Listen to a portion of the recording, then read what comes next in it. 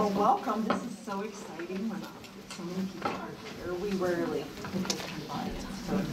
So maybe we should move the awards to the end. Yeah. Yeah. I like that. Yeah. They shouldn't have to endure it. Mrs. Hatfield, will you please call the roll? Mr. Bartz? Here. Mrs. Fiesel? Here. Mr. King? Here. Mr. O'Brien? Here. And Mrs. Patrick? Here. Would you please join us for the Pledge of Allegiance?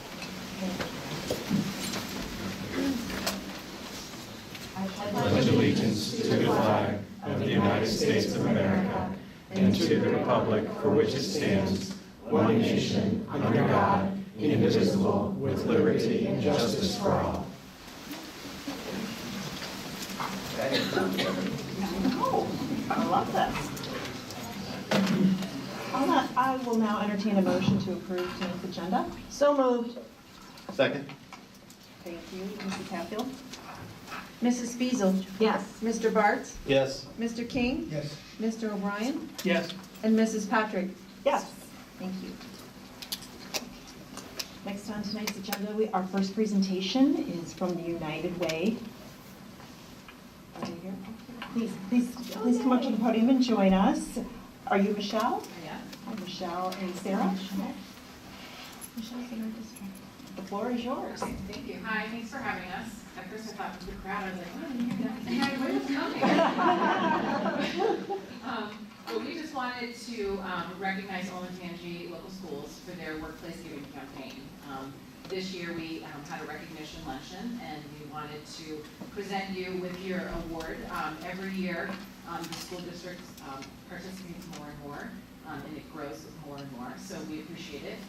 You giving your funds back to students actually in your district that you may not be aware of through our Hunger Alliance, through our Back to School Supplies for Scholars program, through our Imagination Library program to help kids prepare for kindergarten through reading. So we appreciate the support. You're having your campaign now, so we just wanted to present you with this award. So can I give this to somebody? I guess that's you. I guess that's me. And then we're going to post it on the picture. Okay.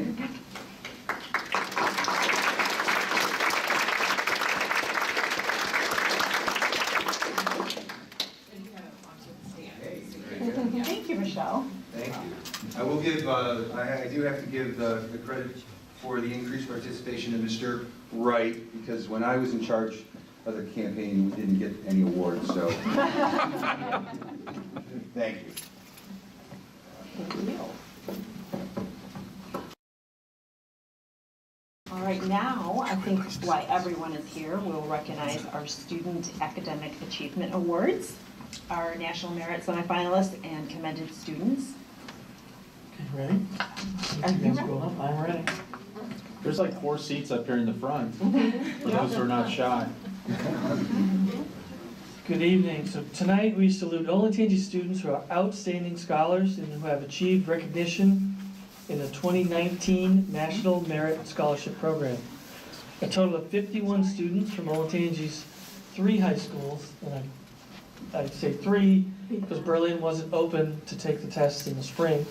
So 3 eligible high schools earned a commended or semifinalist status as a result of their performance on the 2017 preliminary SAT National Merit Scholarship Qualifying Test. After everyone's been recognized, please proceed to the lobby so that we can take some group pictures of the students. So 31 Olentangy students have qualified as commended students in the 2018 National Merit Scholarship Program. 16 of them are here this evening. These students are among approximately 1.6 million high school students across the country who entered the program by taking the preliminary SAT or National Merit Scholarship Qualifying Test. These students placed among the top 50,000 highest scorers. Although commended students do not continue in the competition for National Merit Scholarships, many of these students become candidates for special scholarships sponsored by corporations and businesses. Congratulations to our commended students. As your name is called, please come up to the front, accept your plaque, and have your picture taken with Superintendent Mark Rafe and Board President Ms. Mindy Patrick. We'll start with the Olentangy High School. Nania Ka Gupta.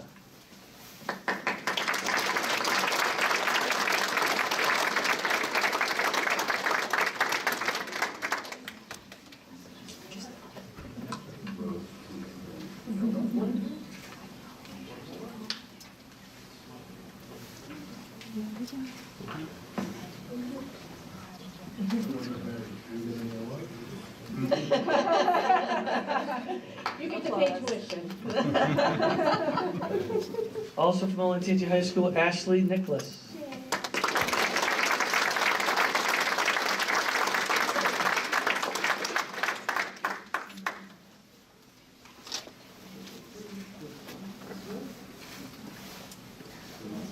I should have prefaced my remarks by apologizing in advance if I mispronounce any names.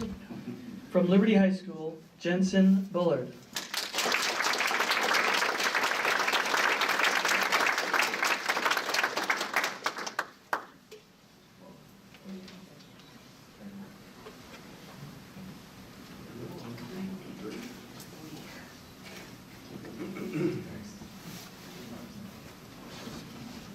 Also from Liberty, Joseph Canfield.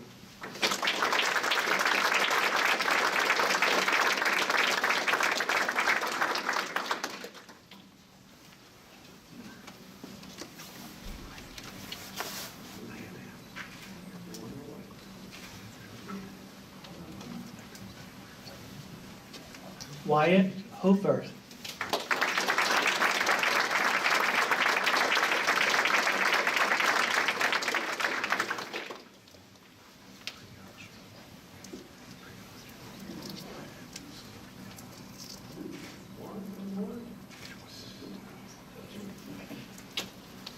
Troy Miser.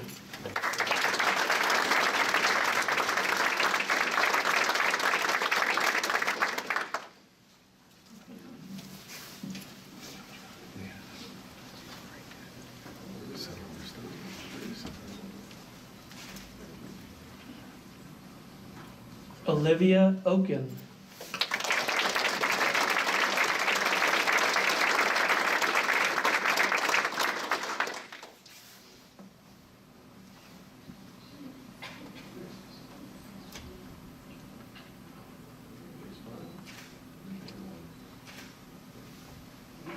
Asha Pereira.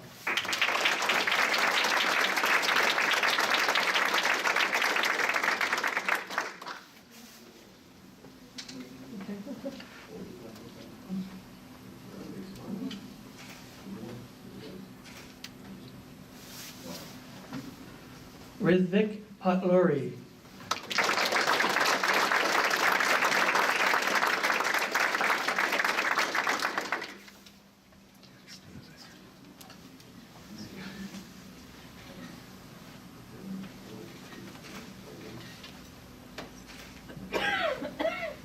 And Evelyn Shank.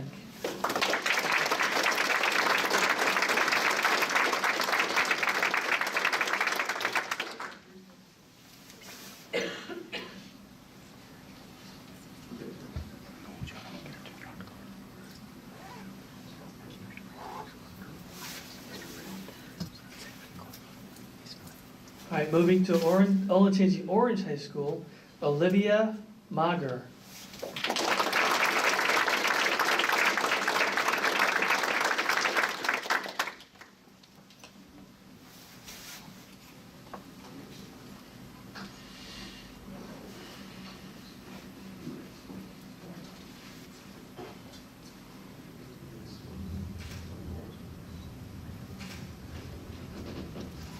Hannah McDavid.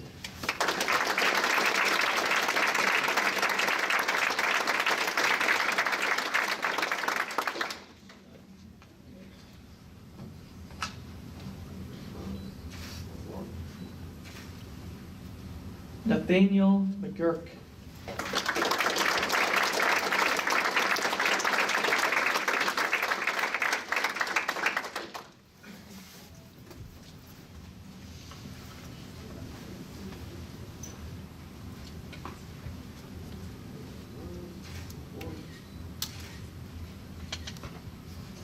Lindsay Ott.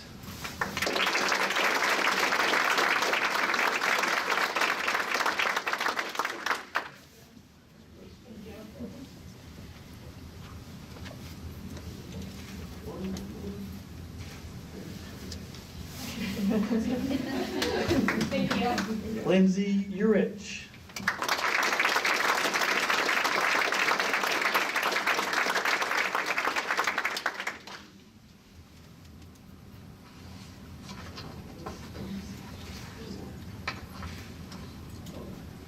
And Daniel Yushik.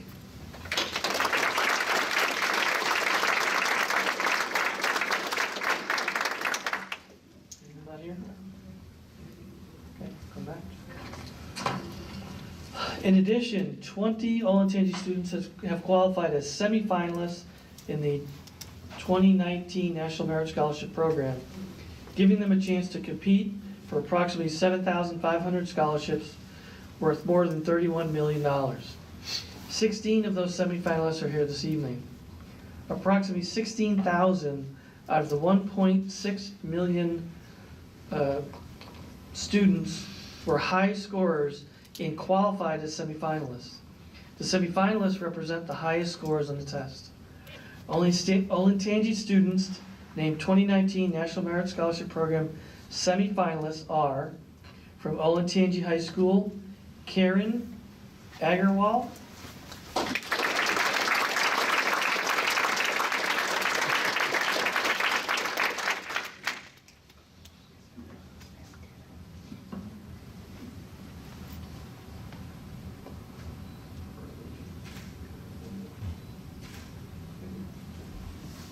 Congratulations. Smira Palenval,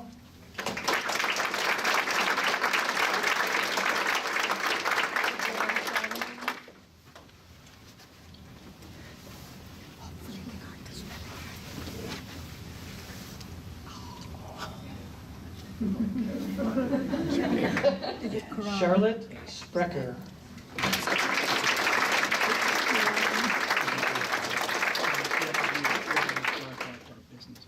Our communications office will get it fixed.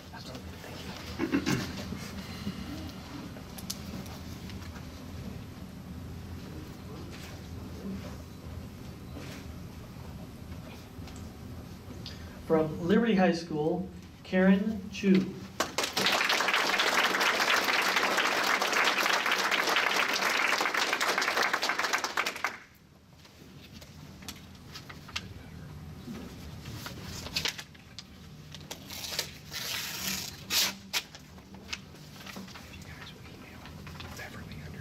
Ingrid Dang.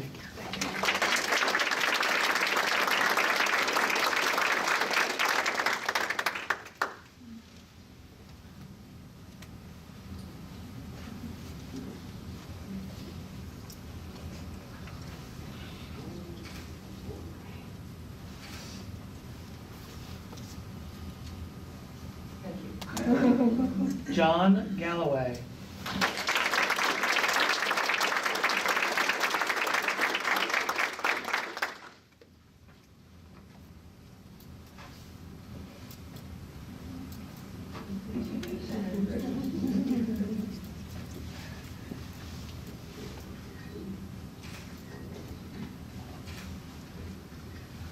Maxwell Horner.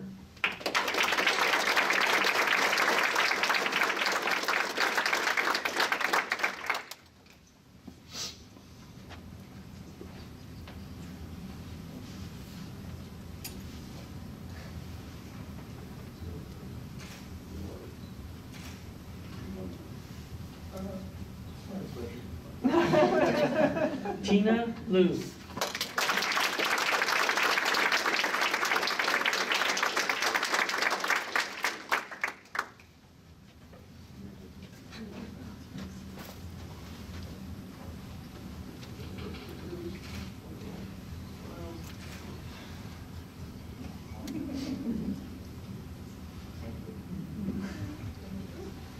Samia Menocha.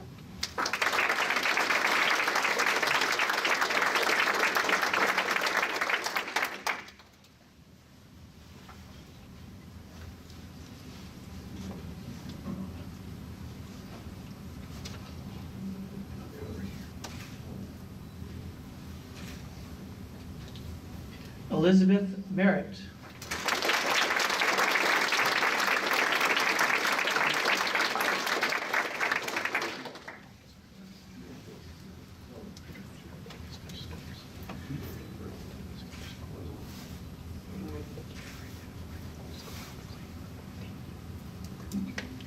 Catherine Merritt.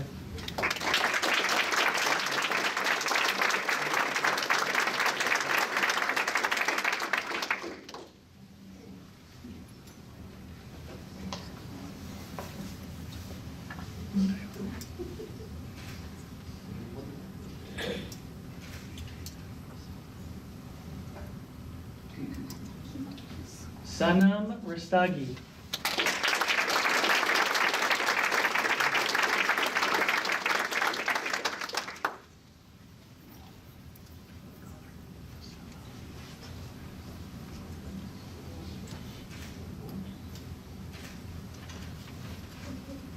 Taylor Stabley.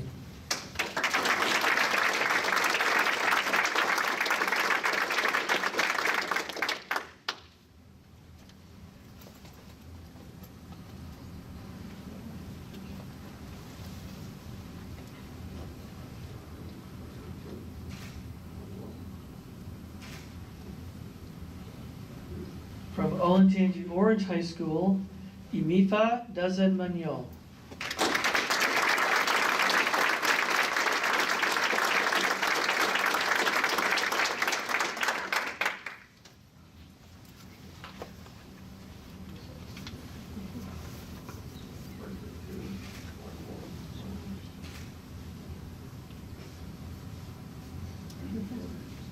Jacob Fulton.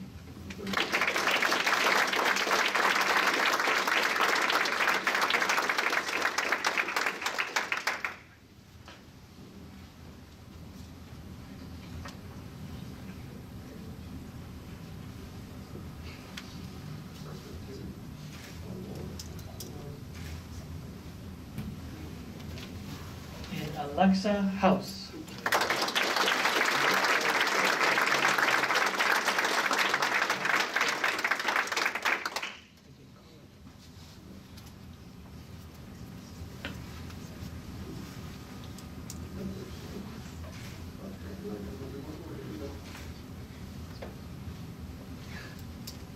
Congratulations to these outstanding students, their families.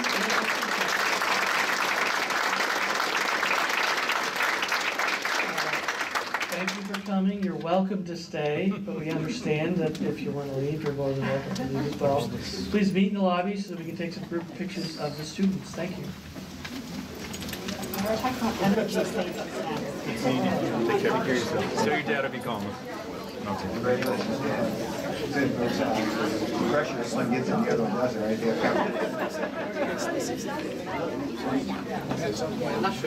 Are you their physical?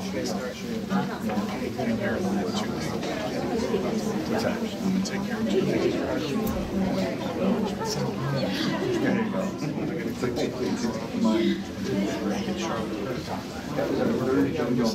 Yes, that's what I was just told her.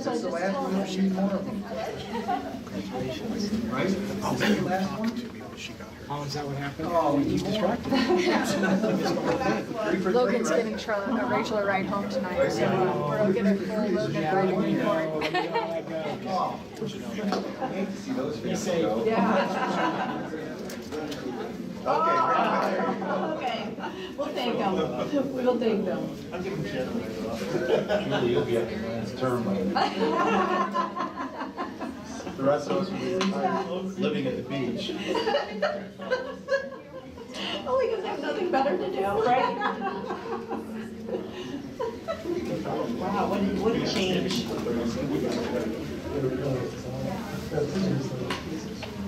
I don't know, he's got time to do this. He's hanging out with us. Hot dinner for the people that stayed. This next part may be good. Bruce Runnings. Oh, yeah, he's here. Okay, so I guess we're going to welcome up Jeff Gordon, and he's going to give us an update on our energy savings program.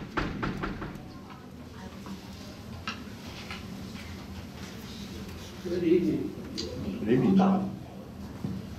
I apologize, I'm gonna use the pointer a little bit, but I can only point at the screen behind you and not up here, so it may be more for me to see rather than you as I do that, so if anybody. Could be a laser thing on my forehead. Yes, yes, not intentional, believe me. Okay. There we go. So as we go through this, the slides tonight in the presentation, the last couple of years, I spent a lot of time educating you kind of on the process and what we do. And so some of the things that we'll talk about as we go through will be we talked about the kilowatt hour usage and how that impacted and how we cut those down. Demand, how demand impacted our bill and some of those things. So as we go through, I won't go through and talk a great deal about how all that works, since we've already done some education on that. Tonight's presentation is broken down in two parts. Again, we'll talk about the district energy program, what we've really done since 2014 as far as savings, with 2013 being our base year. One thing we talked about with the House Bill project was our base year changes. Our base year now becomes 2015, fiscal year 15, offset actually by 2 months with that, but the base year changes for us, so our comparisons in the second part of this will be against that base year, not 2013. So again, it's two parts. We'll talk about our district energy program that's been ongoing, and then get more detailed on the House Bill information as we go in. The good news and the bad news on this is that energy, we continue to be able to push down our kilowatt hour usage, and which has translated into dollar savings. And the bad news in this slide, unfortunately, is that our gas consumption was higher last year than it was the previous year. And we'll talk about why we think that is. We don't have, the controls really weren't in enough buildings to impact this on the House Bill side. So this is really just part of our energy program. And it was really weather related, and I'll show you why we believe that in a moment. And then the water savings. So we've talked about the electric, natural gas, and water, and haven't spent a great deal of time on it, but water is also something that we spend a lot of time on. I think it was 2 years ago I did this presentation. I talked about we were seeing the electric increases, spikes at Freedom Trail, and we found there was a booster heater on the dishwasher. And we talked about how we not only saved energy on that, but we also saved a piece of equipment because we were watching it, we knew it, and we caught it before the equipment burned itself up. We've had a similar situation in one of our high schools, is we were going through quite a bit of water, and our meter was catching it. And so we went through, checked the building for the normal stuff, the toilets, the leaks, that didn't find it. We started looking on the mechanical end, and actually found that our summer boiler had a leak in the tube. So we were able to shut that down, and otherwise we wouldn't have known that until we were much further along and probably more damage to the boiler. So again, monitoring these things not only save us the dollars, but it's saving us in repairs and life cycle costs with some of our equipment. So that's the good news there. But overall, and this is fiscal year 17 compared to fiscal year 18, so it's just a year-over-year comparison. And that's our estimated savings on that, 2018 versus 17 is $110,000. Energy Star scores, this slide shows through 2017. Remember also when I was here last year, we talked about how Energy Star was changing the way that they score. We compared it to the way our report card keeps changing and how they score on that, so it makes it a hard target. Here are our Energy Star scores. You can see, and some have gone up where we've been able to do some changes and make some adjustments, but some have gone down. We think they all went down, and then we made improvements in a few of them to bring them up based on how that score is. So we are still currently certified or eligible for certification on the Energy Star, but our scores have certainly changed. So really it'd be more valuable next year when we compare 19 back to what now will be our base year of 18 on the Energy Star. So we're still watching it. It's just harder to tell how we compare to previous years. Could you go back to the first slide just for a minute? So the 110,000, how does that, so I guess that's a year-over-year reduction. How does that compare to what we put in the forecast? So for the forecast, we use the actual costs that we incurred, and then we're projecting from that actual cost the regular inflationary. We're not tackling additional out years, meaning that we're using the base year and letting it compound itself forward compared to what we had in the previous year. So I'm not putting additional in the out years. I'm using that lower base to estimate where we would be going forward. I'm just trying to think of 2018, so 2017, when we built the 2018 budget, if I heard you right, we put an inflationary increase on utilities. Mm-hmm. You know, this is accurate. That actually came in 110,000 less than the prior year. So the beta should be whatever that inflationary increase plus the savings. Right, so we should see that in the forecast, or in the actual, the budget Yes. analysis? So for example, if you were looking at the end of fiscal 18, we probably had, I believe it was roughly $300,000 in savings in the purchase services line, right? So it would have been that 110, and then that reduction in the purchase services line then becomes the new base, and we project that increase from that point forward. Maybe I'll ask the question this way. Okay? If actual savings came in at 110, you just said we assumed, how much did we assume we would save when we put the 2018 budget together? So we look at that and assume, what did we bring it down in? I want to say roughly at least 70,000, but I would have to go back and look at the May numbers. I can get you that additional Yeah, I'm just trying to information. figure out, is it better than we expected, worse than we expected? How are we trending on it, and where does it, show up in the numbers? And maybe I can answer not specific numbers, I haven't looked at the forecast. I know that when we put the budget together, what we've done since we've started the program, is what our utility budgets used to be are considerably less now, because we have accounted for as we've decreased those costs. We're at the point now that really we've eliminated a lot of the low-hanging fruit. So our savings is getting much more difficult. We're not seeing the bigger numbers that we used to see with that. So our budget's much closer, as well as with the utilities, we're always hesitant because of the weather dependency. And that's what a couple of the slides we passed the Energy Star will talk about, is how it's weather dependent. And like 47,000 that we went over on the gas, we believe is directly related to the weather.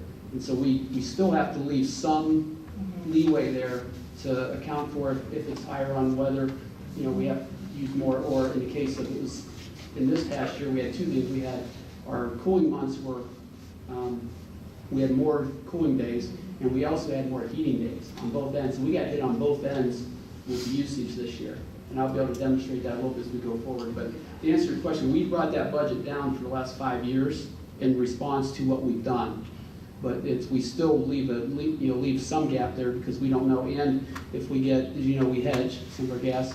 We usually know that a year ahead of time, so we usually are budgeting the inflation based on what we know we're paying. Or if we enter a new contract for electric and we know that our costs went up 0.5 cent per kilowatt hour, we'll adjust that in when we submit the budget.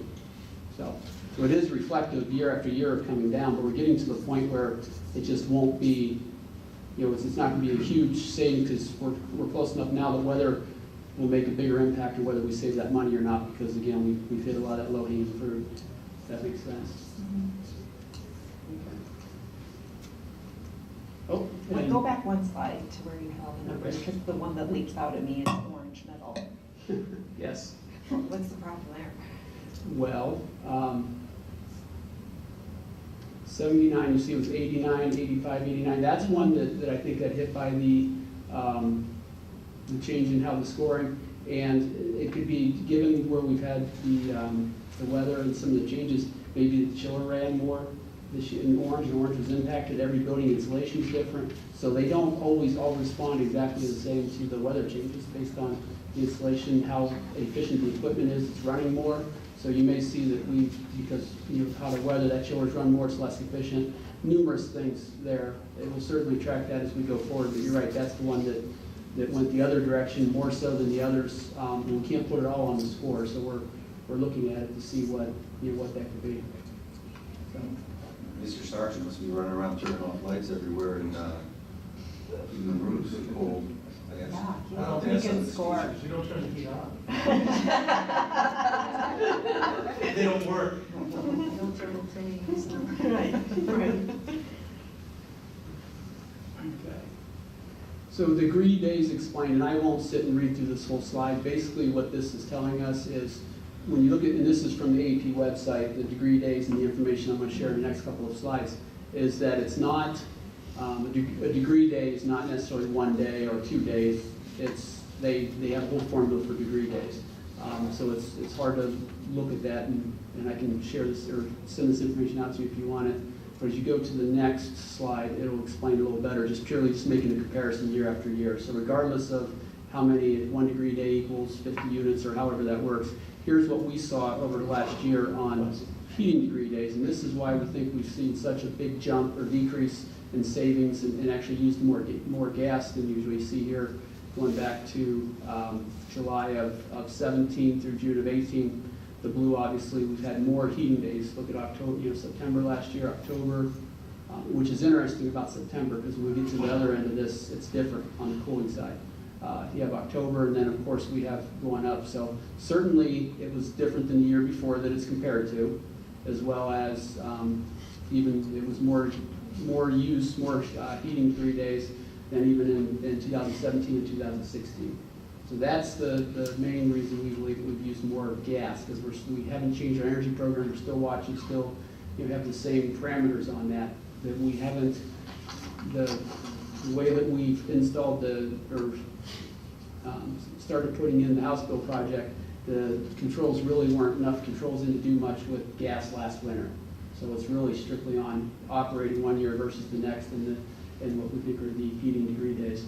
On the flip side of that are the cooling degree days. So you see here, February, March were very similar. April, we actually were a little cooler. We hit May, huge difference in May on the heating degree or cooling degree days, which means more electric cooling. We're running the chiller more. And then through June, July, August, September is significantly higher. You saw, so on the last slide, I pointed out, look at September. In September of 17, it was more cooling degree days. And then if you go to September of 2018, we actually were on the flip side of that. We had a lot more cooling days. And we will see this, we get in the House Bill side, we'll see where this also is impacted what we've been trying to do on that side as well. So the total savings since the beginning of the initiative in 2014 is about $2.3 million. Again, I think this is conservative. We always use the low end of that, but it's quite a significant change. And this is if we were still operating today the way we were in 2013 and not spending the time looking and metering and doing the stuff that we're doing, this is what we would have spent over the last 4 years on energy, more so than where we're at today. And the last item on this is, if the board remembers, you approved a contract back in the spring, I believe it was March or April, with Suburban Natural Gas. And we have been, about 40% of our abilities, I think it is, are on Suburban gas. We have not been able to hedge and participate in the program that we had with Meta. And we have the ability now to go to Columbia, but we'd have to pay charges to build the lines to our buildings, which would be significant cost to do that. So we did investigate doing that, but before really heading down that path, we approached Suburban and said, here's what we're looking at. We're not satisfied with where we're sitting, just being on your tariff and how that's working. So Suburban agreed to work with us to allow us to move to a program through them with a carrier to hedge the gas, similar in following the Meta program. And the consultant that works with Meta lives in our district and is working with us to manage this program, modeling it after and mirroring what Meta is doing with our hedging. So we were able to do that to date because we, again, it's really on the gas side. We didn't use a lot of gas in the summer. Our savings to date has been $23,800 since we started the contract, but we are hedged out through June of 20 on this one, and our expected savings based on what we've hedged and used, that's hedged out 75%, is about $149,000 by the end of this current fiscal year that we're in. So we have a huge savings there that we've not achieved previously without Suburban's help in getting this done. So it was a big win-win for both of us. Suburban was able to keep us a large customer, and we were able to really leverage that into some savings for ourselves. Some equivalents here, and we always throw these up. Always nice to see what it saves, and I'm actually having trouble reading those from here. I'll step over. So the 1,310 passenger vehicles off the road.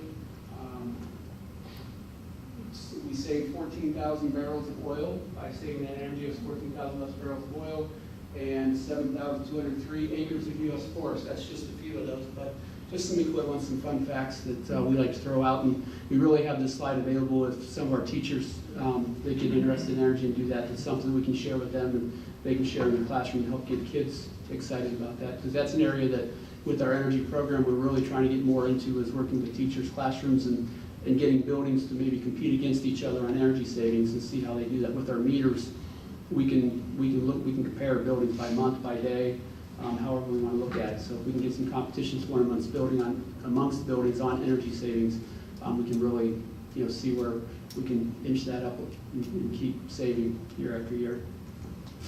House Bill 264 update. So our interior lighting, we're 98 to 99%. We're really close to having that done. Exterior lighting is the same. I've mentioned this before. One of the biggest benefits we've had from the interior lighting has been the ability to take, we had previous to putting LED lights in, we had a maintenance person that was in our lift truck from September through about April or May. So lighting changing light bulbs probably 35 hours a week, and we have barely been in the truck at all on that with any light bulbs. We're still under warranty with those, but we've had very few issues with the bulbs going out. We've had some where we've had to change some wiring, or we've had some timers we've had to change out where we've had issues. But the time that we suspended the truck, just purely changing light bulbs when the wind would blow, those have been significantly less. We have 10 buildings complete with the control change out. We're currently working on 3. All the mechanical equipment is in. The energy training, that's ongoing. I think that'll be ongoing forever. There's always changes and things we can learn from that. The total project cost, remember, was the $7.2 million. Billed to date is $6.2. Interest we've accrued, and this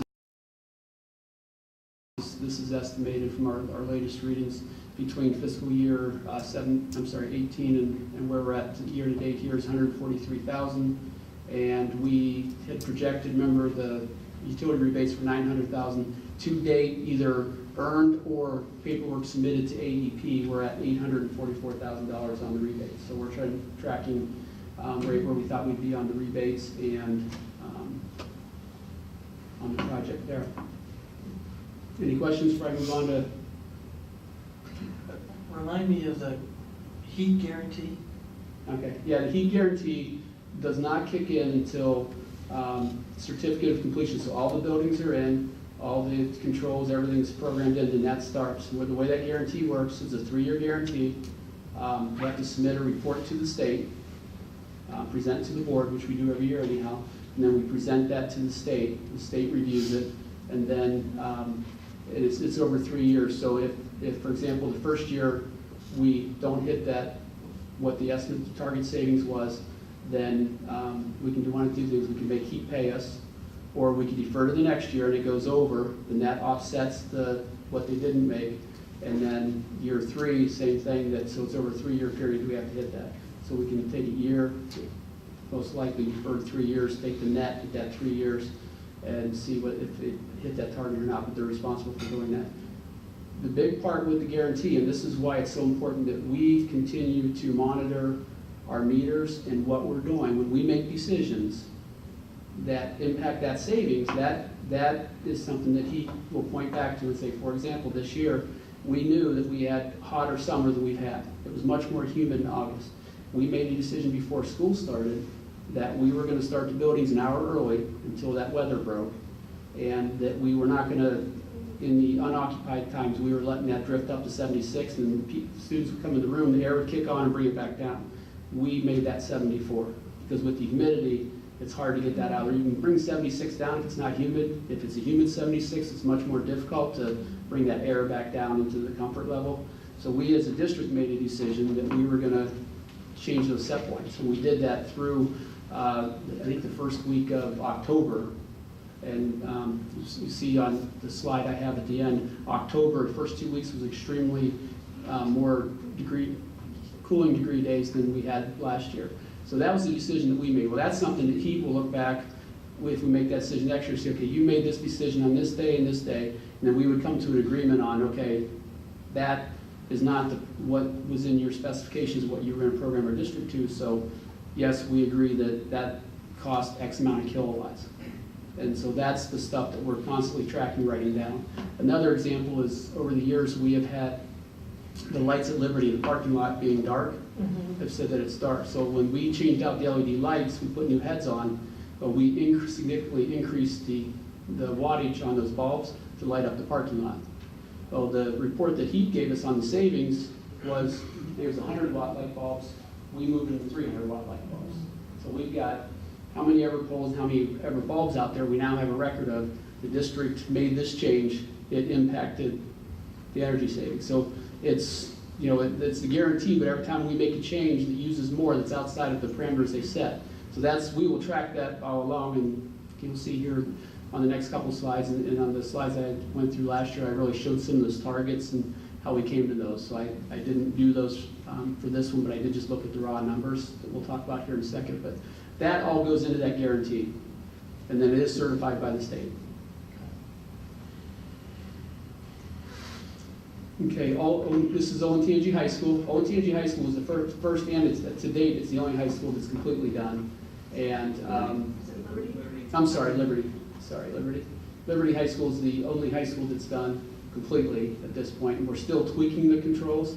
And you'll see that we had some chiller things over the summer that will be reflective in our numbers, as well as the hotter summer. But even with the hotter summer, we significantly decreased our kilowatt hours at Liberty High School. And then the other part of that we talked about was demand, and we are continuing on most months seeing the demand being lower. And on the couple months where it was higher by small amounts. But where it decreased, like here in November, December, January, it decreased significantly. And that's where it's the demand charge then is applied over, increase our costs. We keep that demand down, that lowers our rate, as well as any kilowatt hours that we save. So it's the two parts of your electric bill. And so we see we're still watching both sides of that and putting in some demand. One thing that we're doing in the buildings is, as I talked about starting the buildings now or earlier, we're also setting those that one, the chiller will come on, then 15 minutes later, air handler will come on, then 15 minutes later, another air handler will come on. So we're staggering those starts so we aren't hitting that peak load all at the same time with everything coming on. This is Orange High School. Orange High School has only had the lights changed at this point, and those weren't finished until November. So if you see, and Ms. Patrick, I'm trying to get you in the eye here, but the target there is 18%. So that's that percentage that he gave us that they said we would save. So you see, just with the light bulbs, we've hit 13% there at Orange High School.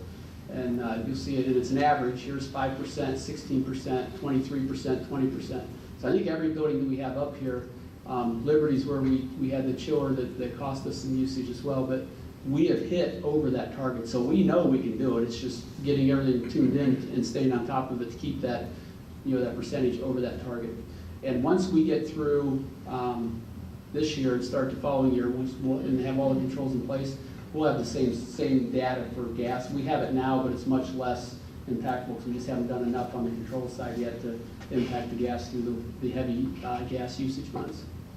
So Berkshire Middle School, you see here, it's this one actually through the hotter weather has performed the best.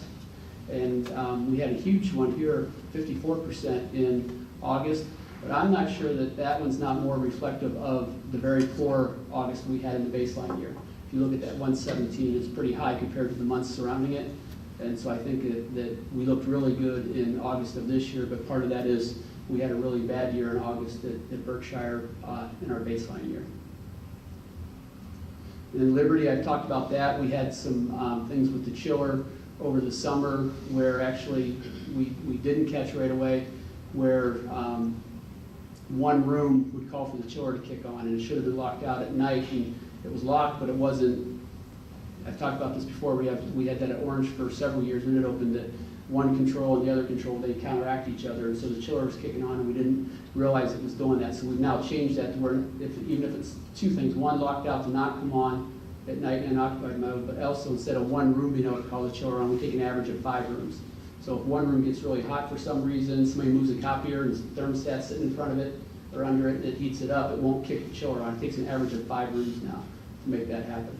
And then I think this is also a good example to talk about what happened in August and then in September with the much warmer days we had students in. The warmer days when the custodians are cleaning in the end of June and July, early August don't impact us as much because we don't make adjustments really to the building. We cool it, but we don't make all the adjustments that we do when students are there. So the hotter weather impacts us more. You see more of a variance when students are in there than you do over the summer. But so we did get the chiller under control there at Liberty, but August was a negative month and September was a negative month. So you can see here at Liberty, we've got some work to do. We know that when we originally went in, before we had the issue, we were hitting 35% on the target, so we know we can do it. It's getting it dialed in and making sure that we don't have those. And really, we're trying to look closer every month and catch that before it gets on, to where we drag into 2 months with the chiller running when it shouldn't be, and really hitting our bill. Then cooling degree days. So I talked about August and September and October, what we really have been seeing, and that is, again, the cooling degree days. August was extremely more than last year, and September as well. And it wasn't just hot, it was humid. As you guys remember, there's more humidity this year than I remember in a long time. And those 90-degree days in early October, which weren't included in my slides, but we'll also continue to see early October a lot of use. But the nice part is when the weather dropped, we kind of dialed it in. Several of our buildings, we haven't had the chillers come on in the last couple of weeks. We've been able to use the outside air to economize and just bring in the cool air from outside. Since the humidity's gone, we can do more of that.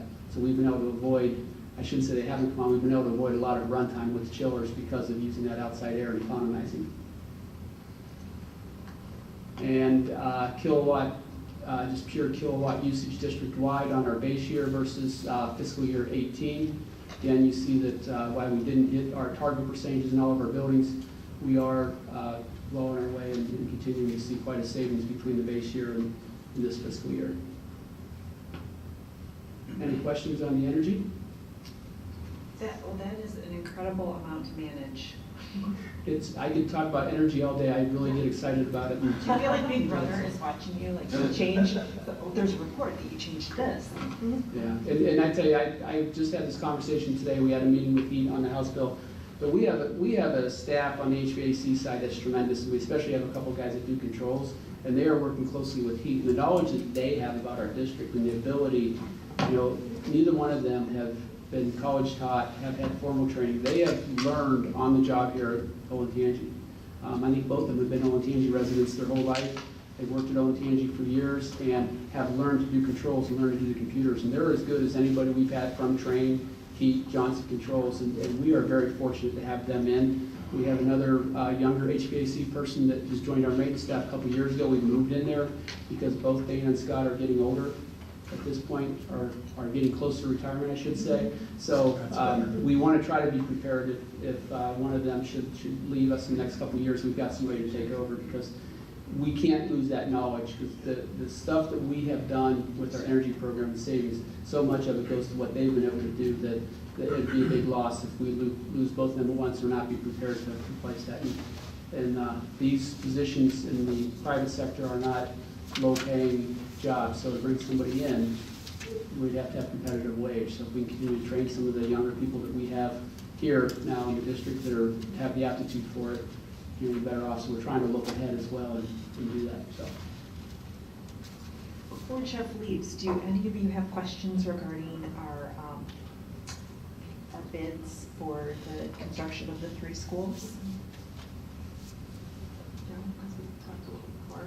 Well, you guys had a couple questions before, so Dustin was good enough to actually threw the budget up here because you were asking what we'd spend all that. So not only my HVA staff is great, the technology staff here is great as well. So we sold the $9 million in bonds, and we're trying not to use all of that for this project. As we did get the bid to come in, because construction was the one that the budget had more, I'll say gray area, only because we originally had the storm shelter in there, and then that storm shelter, a moratorium, so we aren't forced to put that in there at this point. So we put money in and then bringing money back out, but when you put that in and then try to figure out what the costs are, come back out. So now that we have the bid in, we have hard numbers on the construction side on the top, but we also have to bid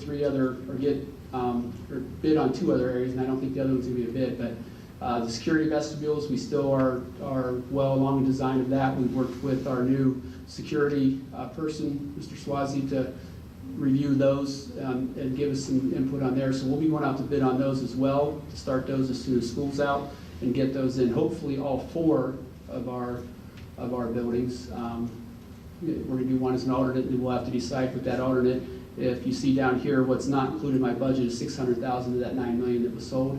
I was hoping to bring more back than that, and there's some, maybe we can have some savings lower, further down in technology or loose equipment, try to get some of that. But we'll get that alternate for Scioto Ridge, which we're not doing in addition to, and then we can decide at that time we want to move forward with going ahead and getting that security vestibule in and using that out of that $600,000 that's left. The other two areas that we have to do is loose equipment furniture, and then the other one is technology, which is $250,000, and that's a little higher than, it's not just computers, because that is still pulling the cable through and doing some of the cabling, putting the data ports and things in. So that's not computers or servers necessarily. There's some infrastructure in that technology as well. Could you clarify, please, the 300,000 for security vestibules? Is that it just the? That's just the three. Just the three that we're doing additions to, Wyandotte Run, Arrowhead, and Elm Creek. And that's the front entrances? That is the front entrance, correct. So that'll give us a pretty good estimate of what it would be to do the rest of our buildings? I actually think it will, and we'll prepare more information on that. But I think Mr. Runyon, with Mr. Swazi's come up with a pretty good plan for that works, that actually will work, I think, at just about all of our buildings, regardless of the style, except for maybe Orange and Liberty, where we've got that, they're just different. Mm-hmm. But the vestibule that we're putting in, I think, can be modified fairly easily to fit our older 4 elementaries and Olentangy High School because of the window and the way that comes in as well. So I think we've got some good options there. Liberty and Orange may be a little bit out of that, and we'll have to look closer at those two. But I think it will be a good indicator for the others. It may be a little bit higher to get into some changes, but yeah, we feel pretty good about where we're at. And if we're fortunate and that comes in at or under budget, be a little bit to go towards that fourth one. But I think it's going to be important to really take a look and then we have that whole design done for those 4 elementaries and can start looking at the other types we have for elementary, and then of course the high schools. Any other questions? Well, thank you. And thank you for being so proactive. No, Thank you. Okay, let's move on to the board president's report. I cannot believe that October is almost over. Oh, yes, Mr. Wade, I brought a PowerPoint, just so that we didn't skip over it again. And I realize I don't have our format, our template for PowerPoint. You can have it for anyone. If you, in the future, if you start on it before 4:30 in the afternoon, you can have Kristen in the communications department. I started at 4. Okay. Should have told me that.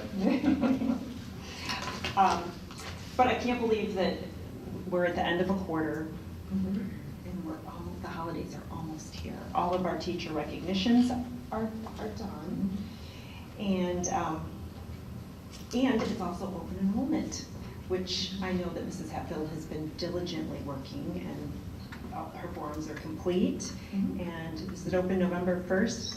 Or did it open October 22nd? It opened October 22nd, and we'll close it November 21st. I attended one. Also, tomorrow is the Evening of Generosity. I work for the Delaware County Foundation. And I pulled this picture because Mr. Wright and his wife are in there, and Zach Peterson, and there's Stacy Dunbar at the Martini Luge. So that's tomorrow night at the Renaissance Hotel that's new in Westerville. So Julie and I will be there. Anyone else going? I will not be there. With Mr. Wright? I'll be there. You will? Oh, yes. Oh, yeah. Well, we have this one of the sponsors. So that's tomorrow night. And so to finish up October, these were some of my favorite things. It was the Down Syndrome Awareness Month, as well as the Dyslexia Awareness Month. So, oops, go back one. There was a slide that we had last week. We had our annual simulation. It was very, very well attended. And I ran one of the stations. I got to play that I was a mean teacher. That came very easy for me. And then, okay, go ahead. So next month, November 1st, it starts off the Diabetes Awareness month. And so I was kind of looking at the various statistics on these issues, and like Down syndrome, there's approximately 400,000 students or Americans that have been diagnosed with Down syndrome. Diabetes is 30 million Americans, and the scary part is that only, well, 25% of them don't know that they have it, so it's very underdiagnosed, I think would be the right term. And then dyslexia is 1 in 5, which is approximately 81 million Americans. And yet, the governor himself asked my son, so do you see letters backwards? So 81 million, and people still don't know what that is exactly. But, okay, so also in November is our OSBA conference. That's in 2 weeks from now. And so I was hoping that my fellow board members would will open the floor to you when we get back if you want to share anything particularly of interest. What else do we have? Oh, it's voting day. So I thought, Mrs. Giesel, you may want to, is there anything you'd like to share about the upcoming election? Except it's super important that we get people to turn out. I think there will be a very high turnout at this election. I have, I'm A anxious. real job that does endorsements, and I have other people who might be better on this side, so I'm not saying anything. Well, it's heated. But I appreciate it. Yes. So most importantly, get people out there. Yes, just exercise. I think it's going to be a very high turnout. I really do. There's too many things going on. And then, of course, our next meeting is November 20th. That's the week of Thanksgiving break, so that's what It's a we'll- Tuesday, or we normally meet on Thursday. We normally, yeah, and tonight's a Wednesday. We're just off, yeah. So, yeah, we're going to meet on Tuesday, the 20th, next. That is it. Mr. Wraith, please present your superintendent's report.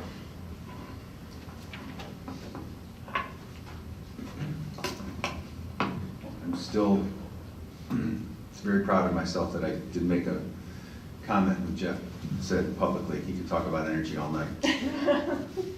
Oh, I just did, sorry. Good evening, everyone. Thanks for being here. It is a little, doesn't have that same energy without all the kids in the room. I know, it And doesn't. the players Put 'em back sounded in so here. good when they, everybody got up and started talking. So just as I always start off with our couple slides about living our mission, we received from the state a $115,000 grant for security enhancements. So currently, Joe Swazi is assessing how we're going to use those funds and allocate them. A lot of it is going to be directed at in additional training opportunities. So we're eager to see what he comes up with in that regard. I'll give credit to Jen Eisman, who was previously monitoring all of our safety programs and protocols, and she was on top of that process and applied for the grant and secured it for us. So happy to have that money from the state. With regards to the election, just as you indicated, November 6th is the election coming up, and everywhere we go, we talk very pointedly to, especially our staff as we're doing staff presentations, about paying attention to the candidates' positions on school funding, because that's probably obviously the most important issue for us. Want to shout out to all of our preschools and our preschool administrators. They have been recognized as a Step Up to Quality Award recipients.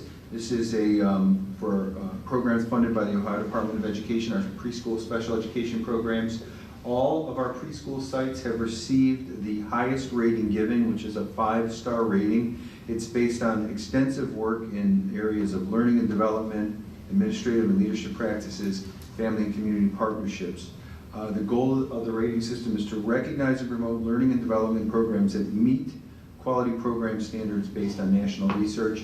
Our preschool staff does a lot of work to secure those awards. The ratings last for a 3-year period, and so we're just, again, some of you have visited our preschool programs, and the work they do is simply amazing, so congratulations to them. And then to apply for Step Up to Quality is a binder about Mhm.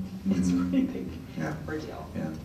Last night, I just always want to make sure I highlight our efforts in the equity and inclusion area. Last night, we had a workshop, Giving Children the Empathy Advantage. Makila Thomas, one of our teachers and the district diversity liaison, taught ways to practice empathy, maintain positive interpersonal relationships, and provide children with a window to see someone's story through their eyes. We had 35 people in attendance. So again, our work in this area continues to be outstanding. So congratulations to them.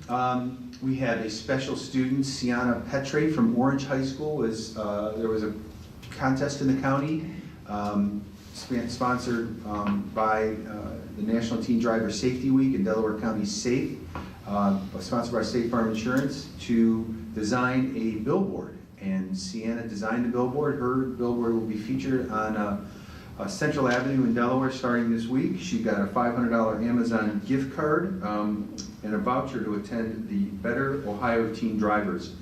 This has been an area of focus throughout the county. Student accidents is the highest cause of death in adolescents.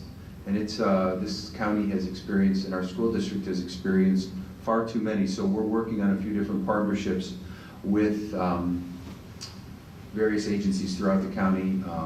There needs to be something done across the state, because the driver preparation program in our state, 50 hours of undocumented, and teaching this Better Ohio Teen Drivers program. I would encourage anybody who has an upcoming driver to participate in it. They teach a lot more about distracted driving, defensive driving, how to react if you end up in a situation or not overreact. But it's an outstanding program. Some of our staff has had the opportunity to participate in it in their simulations. But we've experienced too much of this in the county. It's almost, I think that we're at a point of 20 years in a row we've lost a teen in the county to a traffic accident. So I just don't understand why they make them wait here till 15 and a half. Like in Michigan, you can take driver's ed at 14 years, 8 months. And you have to take the class before you can even get your permit. It's different in Ohio. You just read the law. Yeah. Yeah, I think that, again, legislatively, that's something that Needs to happen. needs to happen. And then I just want to highlight that one action item that Jeff already spoke about. We do have a significant item for the approval of construction bid from Elford for those services to do our classroom addition. So we're anxiously awaiting getting those started.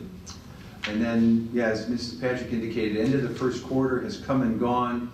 Report cards are going to be available next week. When I first saw the slide, I was like, oh my goodness, Thanksgiving break's already on the upcoming events. And it's just amazing every year.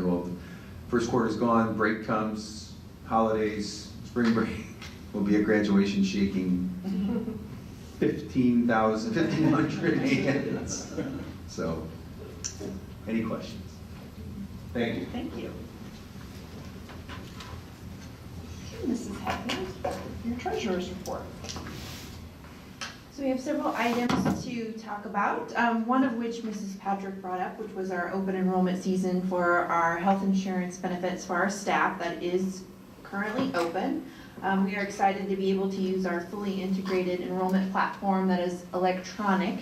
So as our staff go in and make their selections, there is an EDI feed or an electronic feed in the background that transmits that information to our carriers. So we're excited to have that integration and that efficiency through the open enrollment process this year.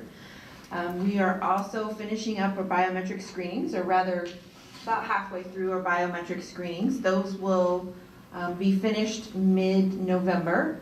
And then with that, the wellness programming will transition over to health and exercise classes that will remain throughout the year for different buildings. Our wellness coach with Mount Carmel will go to each building and do different programming based on the results that we get with biometric screenings.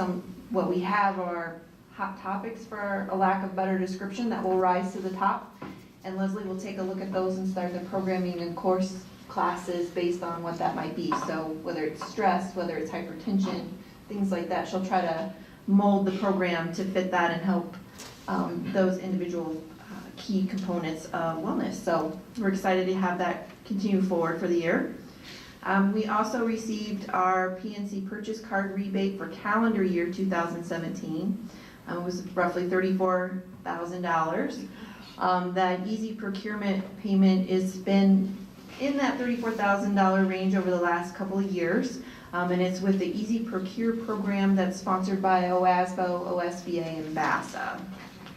So we're excited and pleased to have that, and we'll continue to look at that program as a purchasing tool and how we can better utilize that and reap some of those benefits.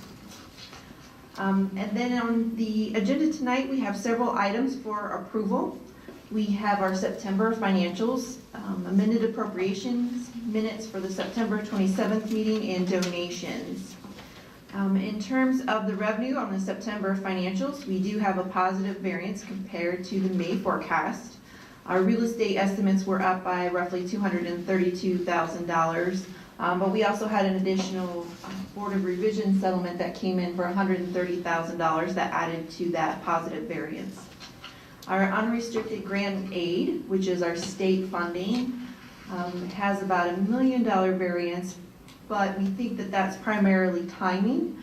We had estimated that we would receive our casino revenue, our graduation bonus and third grade reading guarantee bonuses in October, but they have already posted. And so we expect that to even back out in terms of total funding for us. And then, of course, we've talked about the City of Westerville income sharing payment that we had a timing and posting issue at the end of the fiscal year. So again, that'll even itself out. And then with personnel and benefits expenditures, those are above expected levels, but that's primarily due to the impact of the negotiated agreements. We went through that information in August and in July.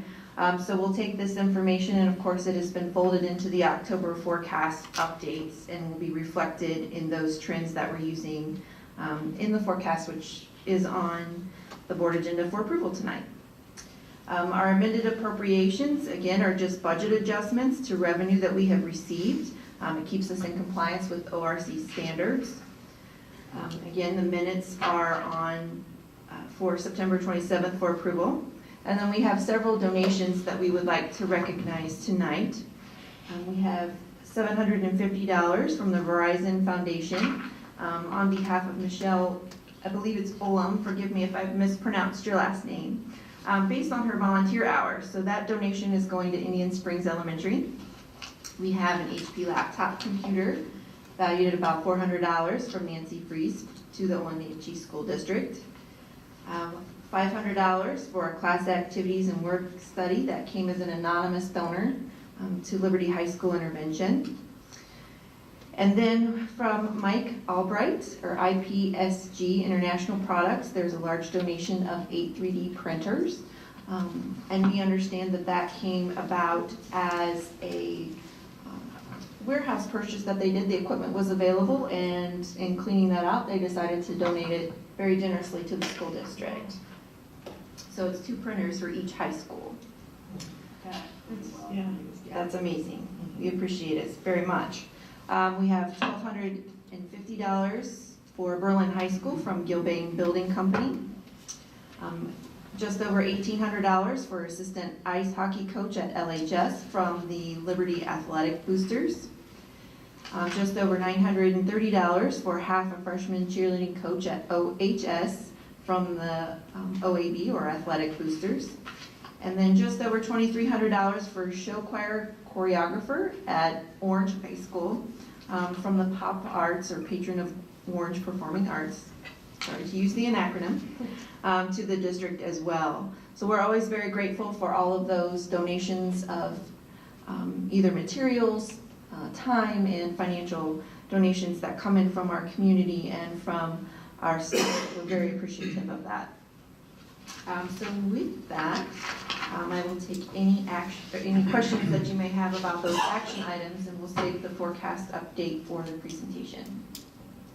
I have a question you probably can't answer, but with the lottery being so high, does that mean that we'll get more money? It's, because it's based on the national sales, it really doesn't, I mean, no. Don't let it fool you that schools are getting rich off of lottery and casino money, because we're not. Last time I looked at it, it was like, what is it? Yeah, and so when you divide it by per student, you know, like, it's like $1.23 or something, I don't know, you know, it's like not even putting a dent in anything. When we looked at the forecast, I think we changed our assumption on the casino revenue from $51 to $52 a student. It wasn't a big change. Yeah. I just have one request for the next meeting, maybe. We're getting close to, we're in between, I think that's 7 or 8 and 10-year life of the turf fields at the three other high schools. Can we get an update on the accruals that we're doing for the replacement funds?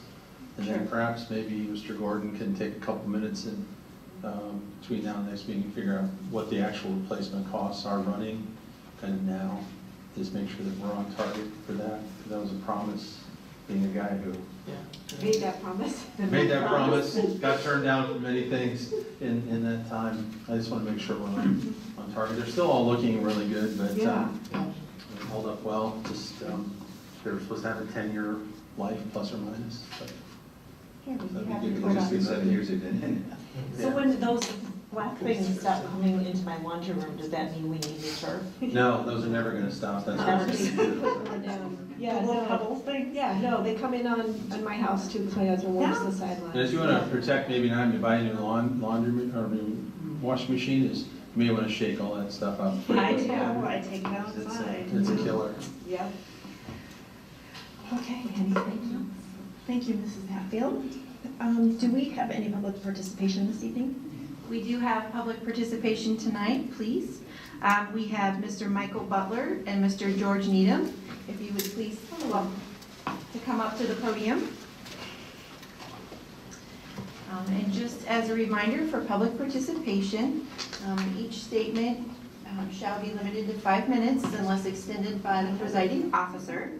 And we would ask that you would each state your name and address for us, if you wouldn't mind. No, not that. Michael P. Butler, 2351 Bel Air Court, Powell, Ohio. Thank you. And I'm George Needham, 7289 Little Leaf Court, Columbus, Ohio, home address. And I am the director of the Delaware County District Library. Yay. And I'm the vice president of the Delaware County Library Board and chair of the Levy campaign. And so, as the way Michael identified himself is why we are here tonight. We wanted to let the board know that we are on the ballot November 6th for a renewal of our 1 mil levy that's been in place since 2009. 2 of our libraries, of course, are in the Olentangy Local School District, and our plans are also to make that 3 libraries in the Olentangy Local School District. If the levy passes, we want to add another library to Powell, Liberty Township area to replace, and I'm sorry, to supplement the Powell Library that currently exists. If you know that library, you know it is woefully inadequate for the community as it's become. And so, as we did the Orange Branch in 2011, so we want to do a new Liberty Township Powell Library. We're looking at a number of areas. We haven't purchased any land yet or anything, but the places that we're looking are all in the school district. So we would. This is a 1 mil. I think I said it's a renewal, so it's no new tax. It's the same, but it'll be for 15 years, so that we can finish paying off the notes on the Orange Branch Library. And I think Michael has a few things he'd like to add. I was president of the board at the time that we passed our first levy in 2009, and I'm quite proud of that achievement. And so they re-upped me again, and so I'm doing it again. So I'm hoping that we're successful this time as well. A lot of things that we've done internally that many folks don't understand, but if you looked around the room earlier today and you saw the graduates here, they could probably, I'm certain that they benefited from some of the tools that we have within the framework of the library. We have things that are called e-resources, which are pre-academic items that young people can learn, and they can also get it at the high school as well.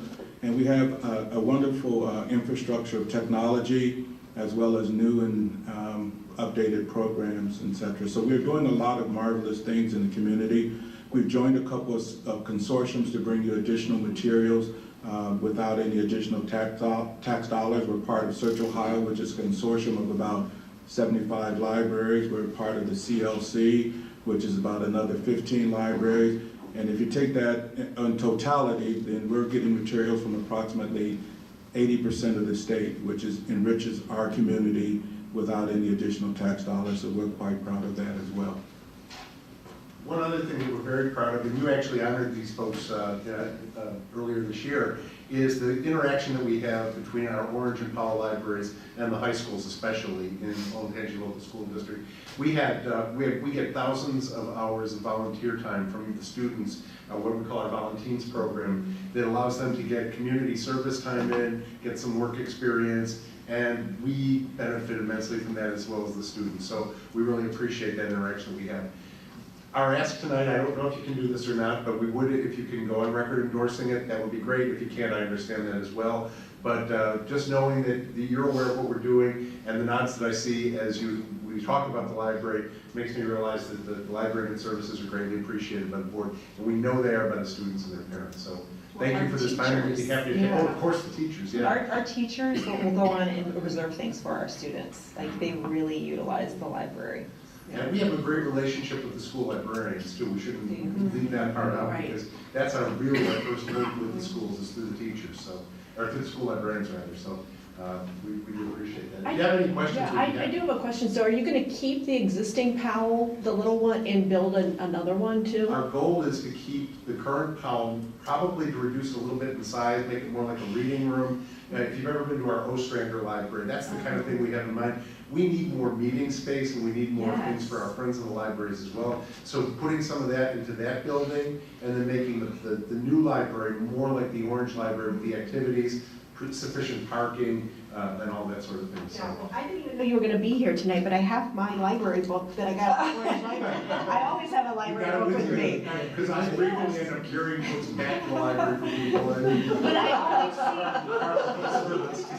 I always see our students meeting in the rooms. You know, they're working on projects together there, and it's just I mean I'll go on a Sunday afternoon or I'll go on a Wednesday night, and they're always being used, and so I love the Orange Library. I'd also like to make a plug for something that could be very useful, I think, for the district, and that is our new lynda.com service. Oh, yeah. 13,000 online courses available absolutely free of charge to any resident of Ohio.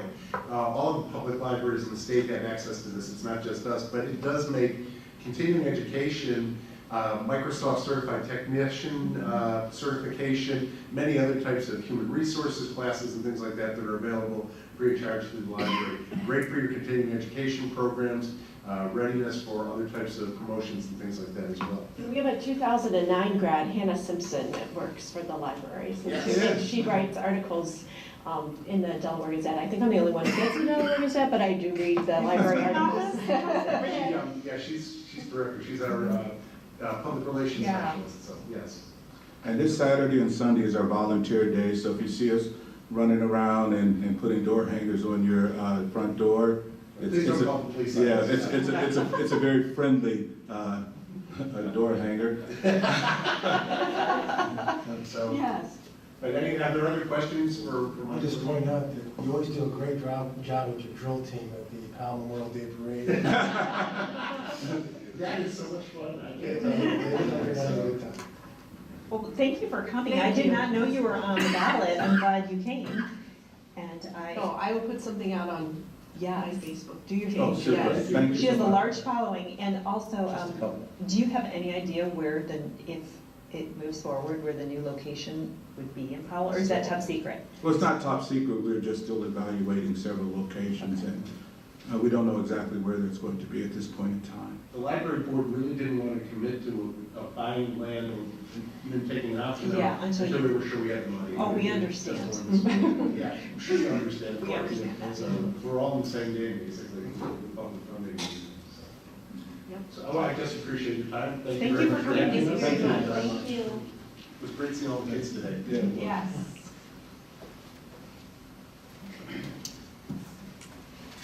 Any other public participation? Mrs. Hatfield? No, we do not. Okay. All right. Well, then let's welcome Dr. Fetty for his second, no, first reading of board policy. Good evening. The policy committee met on October 5th to review the board policies that you have in the packet.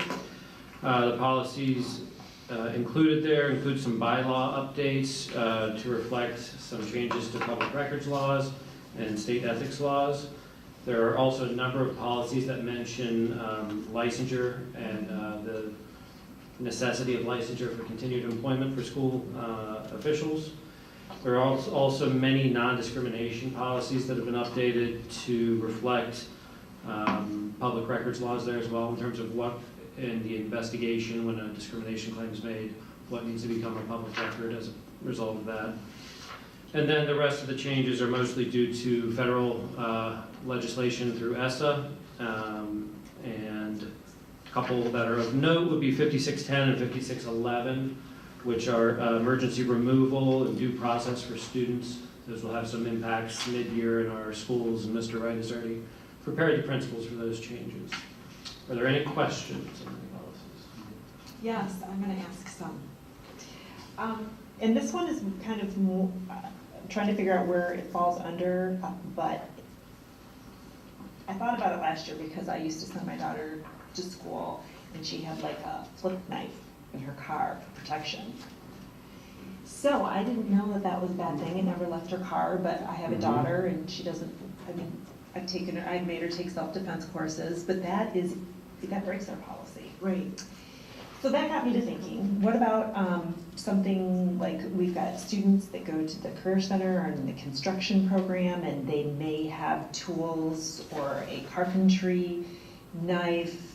According to this policy, they need to go to the principal and tell them that that could possibly be in their vehicle? Correct. Yes? Yes. Does anybody ever report that? To my knowledge, no. You guys Our ever hear students that? typically, once tools go to the Career Center, they stay at the Career Center. And if they are going to be transported, they are responsible for communicating ahead of time to drivers and administrators that they will be transporting dangerous tools. And dangerous tools would be, we're down in the realm of a carpenter knife, X-Acto knife kind of thing. I've hurt myself with X-Acto knives. Opening boxes the wrong direction, but that's just user error. But I just, that kind of crossed my mind. I didn't know how we handled that, and so reading the policy, it just says there to communicate with the administrator. But another thing that comes into play is when if we come across a student with that kind of tool, in the world where people interpret those kind of policies as zero tolerance policies, you have a weapon on school grounds, you're automatically up for expulsion. Right. So we try to apply common sense when we apply the policies and the handbooks. Was there an intent? Did you brandish the thing as a weapon? Those kind of things. But that's when you end up on the national media when you expel a first grader for pointing a chicken nugget at somebody. And they Well, say I it's mean, fun. my child went down to Ohio State for practice every day for diving, and and her dad wanted her to have something. Same thing with, she now is at college and has a taser, which I believe is illegal as well. So We can strike that. My daughter had this. so if you have a taser in your car, you really should go to the principal and say, I keep a taser in my car because I leave here and I go to Ohio State for practice. How would we know But this? then again, if that kid takes that taser out and uses it on our property against another student, That's now we have a problem. So- But do we not have a great issue with this kind of thing? Good to know. Okay, so Mr. Fetty, what is the number of the policy on Title I? Do you know? Or we quizzing the doctor? I think I was gonna bring cards for you all to quiz him because he always comes up here and does his thing and. No, I then don't have speaks. it. I know that there are multiple policies on Title I, so, 2261 is what's on today's agenda.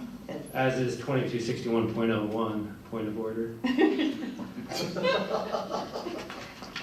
It's true. excuse me, he's Dr. Fetty now. So I looked at our public participation one, because it affects, well, there's several board ones, but it's very tiny changes. Yeah. Like they took out the word tape for audio tape, and just left audio. So- Yeah, they just tried to make that one more updated to reflect current technology. Does anybody else want to quiz Dr. Fite? I do not. I think it's fun. No? Mr. Bartz, you can save it for the second reading. I'll let Oh, you. you better be ready. Yeah, I think you better know all the policy numbers. I'm gonna do a Wheel of Fortune thing on it, so. Yeah. All right, thank you. All right, thank Thanks. you. Okay, Mrs. Hatfield, your second reading of the 5-year Are you ready for a quiz? We're going to pop quiz? What's line Yeah. 601? No, wait, you have to wait till I put my book down, and you're gonna quiz me on the line numbers. Well, she's got her book. She probably passed. It's an open book test. It's an open book test. Of course it's an open book test. Okay, so we're gonna approach this, I would say as similar as Dr. Fetty did in terms of going through the detail. So at our last reading, we went through where we were in May and looked at where we are predicting ourselves to be in October. The few slides that I brought forward are just a reminder of where we are on our revenue versus expenditures. This is an important conversation to have to remember why we continue to have conversations about levies. We are a locally funded district. We simply don't receive funding from the state to cover all of our operating expenditures. We receive about 6% of our funding, total funding comes from the state, and so we rely on tax dollars. Part of how that occurs, or what it looks like for us in that, is that we have to continue to talk about levy cycles. So you'll see in fiscal 19 that we start to spend more than we are bringing in, and that trend continues forward through the 5 years of the cycle. Our projected unreserved fund balances are listed on this slide. Again, this is a slide that we looked at during the first reading, but we want to reiterate the cash dollars on hand and talk about the number of days of expenditures that we're covering in that bottom line that represents the days cash on hand. $60 million sounds like a large figure, but when you consider that it's covering 88 days of expenses, we want to make sure that we have that relativity in those numbers to present to the community and the board. And so with that, we are looking, again, we talked about where we might potentially be targeting our next levy cycle. The spring of 2020 would put us in the 4-year range from our previous levy, which is more than meeting our campaign promise of 3 years. So we're anticipating targeting that area. Again, we will have lots of influencers that are coming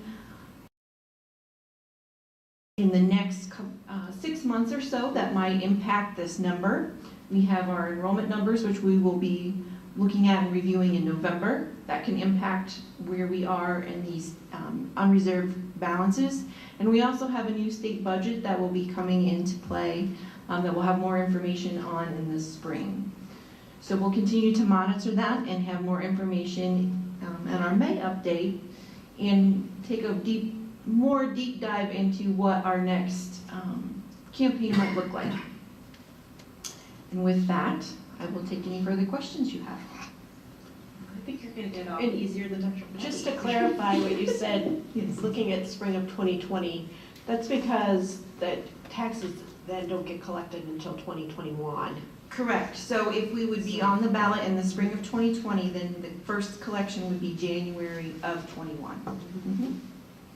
Correct. Any further questions? I just note that there didn't seem much change from an earlier draft after it went through the Finance and Audit Committee, so it seems like that was a pretty good conversation.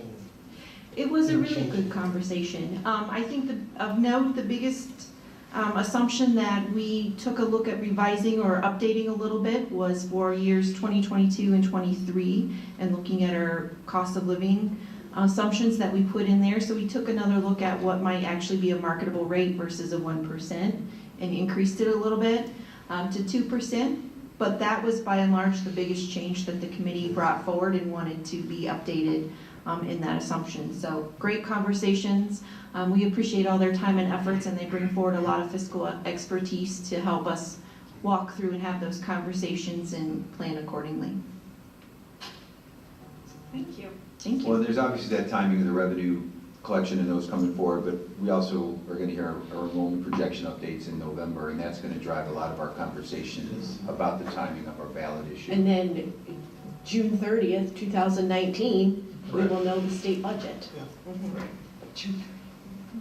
But our timing of the spring of 2020 is more about our facility need, but we also know operating dollars are always with those, but we try to keep those to a minimum. Okay. Well, I'll now entertain a motion for board action item A, our 5-year forecast. So moved. Thank you. Second.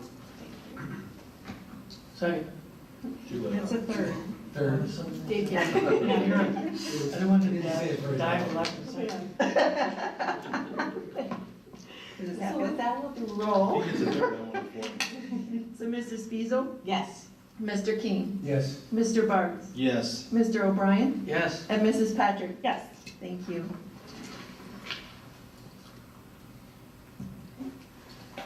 Okay, if you'd like to present your treasurer action items, please. Yes, please, I would like to present to the board treasure action items A through D for approval, please.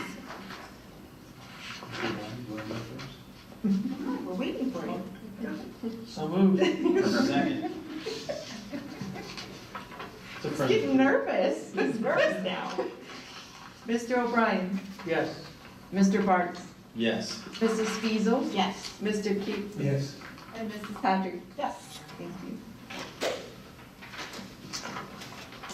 And Mr. Lee, your superintendent. Yes, Action so- items, will you be presenting them all? Yes, I will. Be presenting superintendent action items A through I for approval. So Got it, so moved. Roger hasn't done anything I yet. didn't do anything, I'm just dead weight today. So yeah, so let Roger do it. Thank you. So moved, please. And I'll second.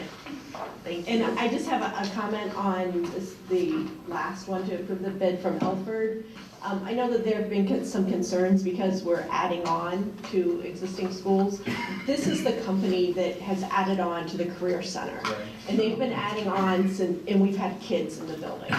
And so I can attest to the safety that they have put in place to keep the kids safe while while everything's under construction. So I just wanted to say that because I know that I've gotten questions from parents, being concerned about the safety aspect of us adding on with students in the building. Yeah, if you're the only person in this room that hasn't driven by it, it's amazing. Yes, and what I talked to, We'll we'll be done with construction in April. If we wanna do a meeting up there or get a tour, Yes. it's phenomenal. I think And we should Elford have did a meeting there. Pardon me? We used to do meetings once a year. Yeah, and so, but then we Let's got do it. tight on space, so if you'd like to do like an April or May meeting up there, I can arrange that. I That'd would. be great. Mhm. Okay. They have given student tours in Yes, November. and we have some of the areas sectioned off that you can't go into, but a lot of them you can. With that, I'll take the roll. Oh, yeah, that. Oh, yeah. Let's make it official before we move on. Mr. Barnes, Yes. Mrs. Fiesel, Yes. Mr. King, Yes. Mr. O'Brien, Yes. and Mrs. Patrick. Yes. Thank you. And now I'll entertain a motion to adjourn. So moved. Second. Second? Just My God. not there. Mrs. This is bad news. Mrs. Fiesel, Yes. Mr. King, Yes. Mr. Barnes, Yes. Mr. O'Brien, Yes. and Mrs. Patrick. Yes. Thank you. I'm not sure it's not. Did you do table assignments? Bang the gavel. I did. Oh, my boss. But where's the table? Okay.